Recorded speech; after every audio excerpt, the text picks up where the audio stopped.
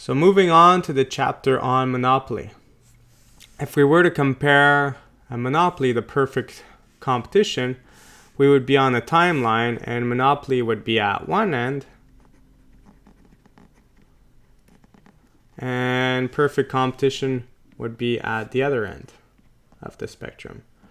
Why are they at the both ends? Well, perfect competition, we have an infinite amount of sellers, whereas monopoly is a situation where we will have only one seller.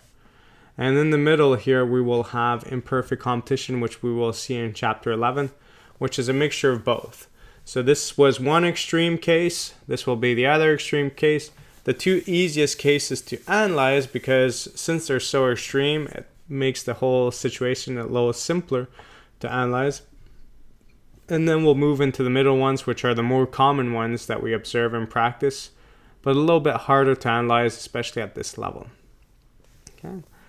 So monopoly is one that is a sole seller without close substitutes, and it could be because of barriers to entry or other reasons why other firms cannot enter the market. So if we think of the four different assumptions when we were dealing with perfect competition under monopoly, well, as I mentioned at that point when I was covering it under perfect competition, we no longer have an infinite amount of sellers. We only have one. So because we only have one, we're not really dealing with identical or homogeneous products. We're just dealing with one product, and there's barriers to entry. So all those three assumptions are different when it comes time to analyze a monopoly. So what can create these barriers to entry? Well, barriers to entry could be with respect to a patent. So if you have this special medication, cancer-curing medication, and you have a patent on it, well, no one else could copy you till the patent is valid, for the time that the patent is valid. So this creates a monopoly in the sense that you're the sole seller of this product, and we'll see that you could charge a really high price, but your price may be high, but it's not going to be a crazily high amount. Otherwise, you won't make any profits, or you'll make very low profit on it. There won't be many buyers. So we'll see how we choose the price to fix for that situation. Barriers to entry, exclusive ownership of certain resources. So if you own a piece of land, or if you have tenure on a certain area in a heli skiing operation, or if you have access to drilling this area of oil, or taking out the oil sands in this area, while exclusive ownership prohibits competitors to coming in and removing that resource. With regards to exclusive ownership, I also think about exclusive rights over a certain area. Like if ever any of you have gone to the Bell Center to see a hockey game or to go see a concert, you know that beer and everything else is excessively expensive.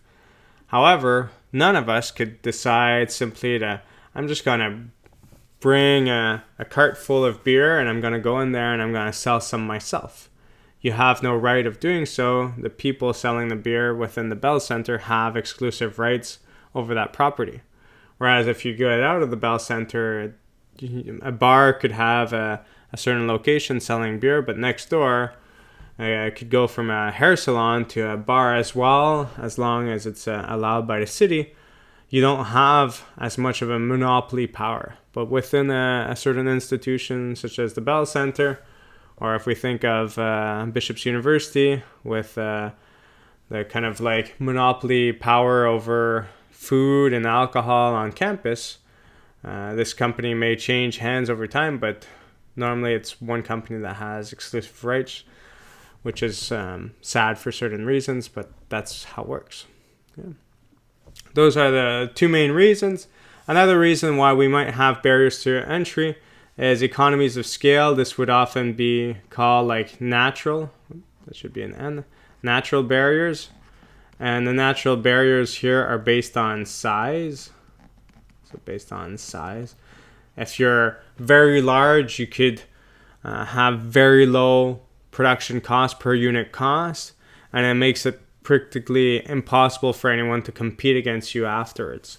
So if you have a product that you're producing and you're producing at a very large scale and you're able to produce it for $1 and you sell it for $2, well, then if you have a situation where a competitor comes in and wants to start production, but this competitor can't produce it for less than $3 or something like that, well, there's no way they're going to compete, because they can't even produce it at a price that is lower than what you're selling it at. So they might as well just buy your goods and try to sell it to someone else for more expensive, because there's no way that they could do it. Okay, so sometimes you have these natural barriers to entry based on size. I've known someone who worked in the wood industry in the past, had a wood mill and then the townships, and he told me at one point that some of the wood that he produces, his cost was more expensive than the price you would pay for at Rona or Home Depot or one of the other large companies, Canuck or something else. So in that case, it makes it very hard to compete against these very large players that have access to very cheap product. So it's kind of situation that you might have a natural barrier to entry. But this natural barrier to entry can be overcome if you grow big enough, or if you keep on expanding even though you're losing money, to the point that you've grown to the point that you could actually compete. So this could be a temporary thing that you cannot compete initially, but if you commit to it, you may be able to. So these are the main reasons why you encounter a monopoly in practice. Next up, we're going to look at how monopoly maximizes profits and how it's different than perfect competition.